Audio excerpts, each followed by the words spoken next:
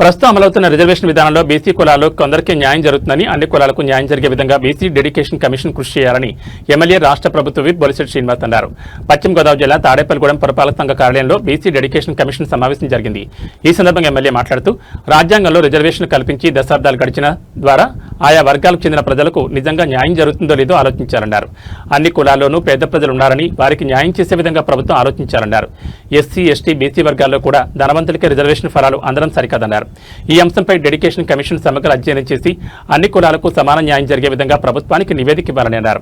ఈ సమావేశంలో రాజ్యసభ సభ్యుడు pak Satyanarayana, BC dedication commission సభ్యులు మున్సిపల్ కమిషనర్ యేసుబాబు, జనసేన నాయకులు పుల్లాబాబి, పాలూరు వెంకటేశ్వరరావు, భారతీయ జనతా పార్టీ భోగిరెడ్డి ఆదిలక్ష్మి, గట్టెం సింధు, కూటమి నాయకులు పాల్గొన్నారు. ఈరోజు బీసీ గణన జరగాలి, దాంట్లో ఏబిసిడి అలాగా వర్గీకరణ కూడా జరగాలనేది వాస్తవం. ఎందుకంటే మన మిత్రులు సత్యనారాయణ గారు చెప్పినట్టు, ఎంపీ గారు చెప్పినట్టు అన్ని వాస్తవాలే ఆయన చెప్పినాయి. ఎందుకంటే కొన్ని కులాలకు మాత్రమే గుర్తింపు ఉంది, 3-4 కులాలకి.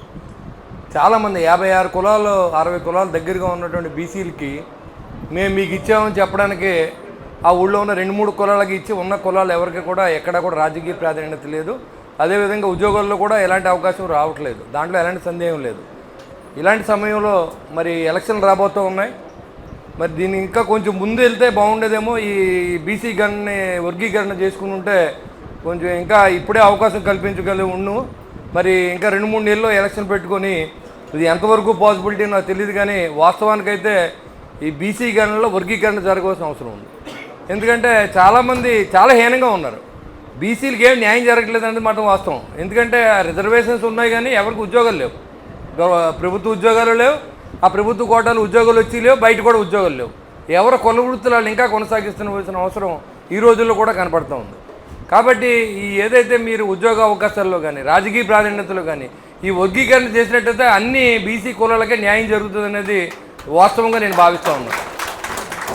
అలాగే చాలామంది ఒక ఎస్సీల్లోనే కాదు, ఒక బీసీల్లోనే కాదు, ఆర్థికంగా చాలామందికి చాలా ఇబ్బందులు పడ్డాయి. బ్రాహ్మణ కులంలో పుట్టిన వారికి, అదేవిధంగా కాపుల్లో పుట్టొచ్చు, రెడ్డిలో పుట్టొచ్చు, చౌదరీస్లో పుట్టొచ్చు. వాళ్ళు కూడా ఇవాళ మీ దగ్గర మాట్లాడవలసిన అవసరం కూడా ఉంది. చాలా తిండి లేని వాళ్ళు, ఇంకా భిక్షాటన చేసేవాళ్ళు నేను చాలామంది చూశాను. ఆ రోజు ఉన్నటువంటి పరిస్థితుల్లో అంబేద్కర్ గారు ఈ రిజర్వేషన్ పెట్టడం వాస్తవమే, కానీ దాన్ని కొనసాగించడం ఎంతవరకు కరెక్ట్ అనేది కూడా పూర్తిగా ఆలోచించవలసిన అవసరం ఉంది. ఎందుకంటే ఇవాళ ఉద్యోగస్తుడు కొడుకే ఉద్యోగం వస్తుంది, రిజర్వేషన్ కూడా వాళ్ళకే వస్తుంది. అలా కాకుండా మీరు ఏదైతే బీసీ గణన జరిగినప్పుడు కొన్ని వాళ్ళకి వస్తాయి, కొన్ని మనకు వస్తాయి, కొన్ని నిజంగా ఆర్థికంగా వెనుకబడిన వాళ్ళు కూడా మీరు ఆదరించాలని చెప్పి నేను ప్రభుత్వాన్ని కోరుతాను. నేను అడిగితే నేను ఖచ్చితంగా చెప్పేది ఏంటంటే ఆర్థికంగా ఎకనామికల్లీ బ్యాక్వర్డ్ అనేది మాత్రం గుర్తించవలసిన అవసరం ఈ భారతదేశంలో ఉందని చెప్పి నేను అభిప్రాయపడతాను. ఎందుకంటే అన్ని కులాల్లో ఉన్నారు లేనివాళ్ళు. ఒక కులంలో పుట్టినందు మాత్రాన్ని గొప్పవాడు కాదు, ఒక కులంలో లేనందు మాత్రాన్ని వాడు తక్కువ కాదు. కానీ ఇది కూడా వాస్తవం. నేను ఇచ్చిన దాంట్లో నేను ఎక్కడ వెనక తగ్గేది లేదు. దీన్ని ఖచ్చితంగా నోట్ చేసుకోండి సార్. ఎందుకంటే దీన్ని కూడా రికగ్నైజ్ చేయండి. ఎవరైతే ఉన్నా ఎక్కడ ఇంప్లిమెంట్ చేసేవాడు ఎవరు లేడు. ఎక్కడ జరుగుతుంది ఈడబ్ల్యూసీ అంటున్నారు ఎవరు. దాంట్లో ఉన్న డబ్బున్న వాళ్ళు నేను చూపిస్తాను మీకు ఎంతమందికి ఉద్యోగాలు వచ్చినాయో. దాంట్లో అవన్నీ దాంట్లో కూడా మినిస్టర్ గారి తాలూకా లేకపోతే ఎమ్మెల్యే గారి తాలూకా వాళ్ళు ఉన్నారు అక్కడ కూడా. అది కరెక్ట్గా జరగట్లేదు అనేది మాట వాస్తవం. మీరు దయించి అందరూ కూడా ఒక్కసారి ఏదైతే ఈ రోజు బీసీ సంఘాలన్నీ వచ్చినాయి, ఇవాళ ఇదే మీరు గణన చేయండి. రిజర్వేషన్ కొనసాగిస్తే కులగణన చేయండి. ఆ రేషియోలో వాళ్ళకి రాజకీయంగాను ఉద్యోగపరంగా కూడా అవకాశం ఉండే. అదే రకంగా భారతదేశంలో ఈ ఓబీసీని మాత్రం మరీ ఒకసారి అప్పుడున్నటువంటి మీరు 10% ఇచ్చి తప్పుకున్న జనం ఈరోజు 30%కి వెళ్ళారు. నిజంగా ఏం చేయలేని పరిస్థితుల్లో ఉన్నారు వీళ్ళందరూ కూడా. మీరు చేసేప్పుడు 10% ఉన్న జనం ఈరోజు 30% ఆర్థికంగా వెనుకబడి ఉన్నారు. ఏ వ్యాపారం లేక అల్లాడిపోతూ ఉన్నారు. అది కూడా ఒకసారి ఆలోచన చేసి మీరు ఏం చేసినా పేద ప్రజల కోసం చేయాలనేది నా అభిప్రాయం. ఖచ్చితంగా మీరు సత్యనారాయణ గారు చెప్పిన దానికి నేను ఖచ్చితంగా ఏకీపిస్తూ ఇది కూడా యాడ్ చేసుకోండి ఈ పాయింట్ కూడా అని నేను తెలియజేస్తూ ఉన్నా. ఏ కులమైనప్పుడు కూడా ఆకలి ఉన్నప్పుడు ఈ భారతదేశంలో ఉండకూడదు అనేది నరేంద్ర మోడీ గారి ఆశయం. దానికి మేము కూడా ఓటేస్తూ ఉన్నాం. Thank you very much. ఒకసారి ఇక్కడ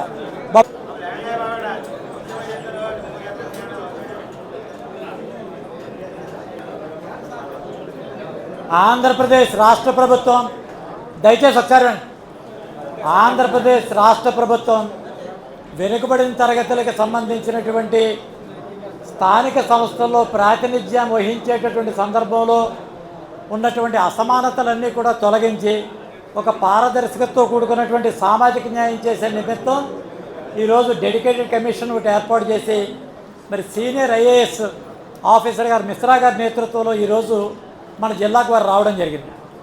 జిల్లాలో వండుకున్నటువంటి బీసీ సంఘ నాయకులందరూ కూడా దీనికి సంబంధించినటువంటి నివేదిక ఇవ్వడం కోసం ఉదయం వారు ఏలూరు జిల్లాకి ఈరోజు పశ్చిమ గోదావరి జిల్లాకి రావడం జరిగింది. మనకు సంబంధించినటువంటి విషయాలు వారికి ఇచ్చేటువంటి సందర్భంలో ప్రతి ఒక్క కులానికి ప్రాతినిధ్యం ఉండాలని వారు కోరినటువంటి విషయాల్లో నేను ఈ వేదిక ద్వారా ఈ కులాలకు సంబంధించిన ప్రతినిధిగా 4-5 విషయాలు వారి ముందు ఉంచేటువంటి ప్రయత్నం చేస్తారు. ఆంధ్రప్రదేశ్ రాష్ట్రంలో మాకు 1968లో అనంతసేన అయ్యంగార్ గారి కమిటీ ఒకటి ఏర్పాటు చేసి దాని ద్వారా మాకు రిజర్వేషన్స్ ఏర్పాటు చేయమని చెప్పడం జరిగింది. 1970లో ఈయన సంబంధించినటువంటి ఏబిసిడి వర్గీకరణ ఇచ్చి ఏ శాతానికి 7%, బి శాతానికి 10%, సి శాతానికి 1%, డి శాతానికి 7% ఇచ్చి 7, 7, 14, 1, 15, 10, 20% బీసీలకి, 15% ఎస్సీలకి, 6% ఎస్టీలకి ఇచ్చి 46% చేస్తూ 1970 లాగా అయితే కేవలం విద్యా ఉద్యోగ రంగాల్లోనే ఈ రిజర్వేషన్